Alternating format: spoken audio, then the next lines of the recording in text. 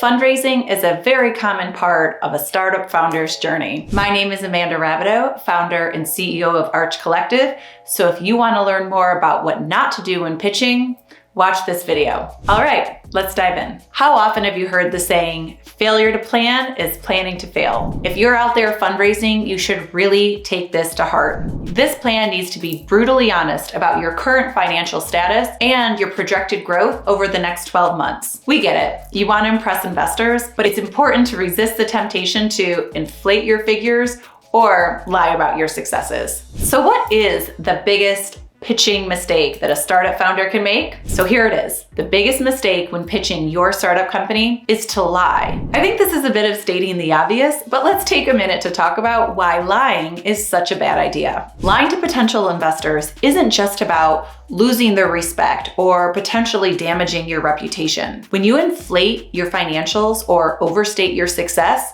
you're either very close to that line of fraud, or depending on how much you lie or what you say, you may be diving well over that side, which could have litigious consequences. Remember Theranos and the founder, Elizabeth Holmes? At one point, Theranos had raised around $700 million and was valued at over $8 billion.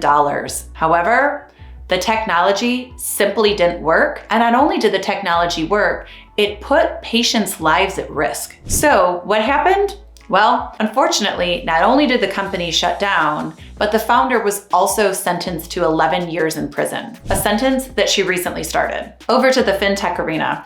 I actually have two examples here. We'll start with Lending Club. So Lending Club highlights exactly why it's important to be transparent with your investors. Investors had set out lending rules, which the online lender agreed to, but then they promptly broke those rules. This led to the resignation of the founder, although the business has since recovered a good reputation. The second fintech example comes from the crypto world, Sam Bankman-Fried and FTX. I'm not going to use this video to dive into all the intricacies of what went wrong, as he hasn't actually been accused. However, he has been charged with several accounts of fraud and other decisions that are going to likely land him in jail if he is in fact convicted. So when it comes to your startup and the stories you tell, choose your words wisely, and when in doubt, don't lie. I get it. You're excited to pitch your business and you want the reality of that vision to be the truth of today, even when it's not. So what should you tell these investors? What should you include in your pitch? And how do you avoid the temptation of lying? I'll take you through some suggestions now. So no fibbing when pitching your startup company. That I hope by now is very clear. So what can you do to impress VC investors?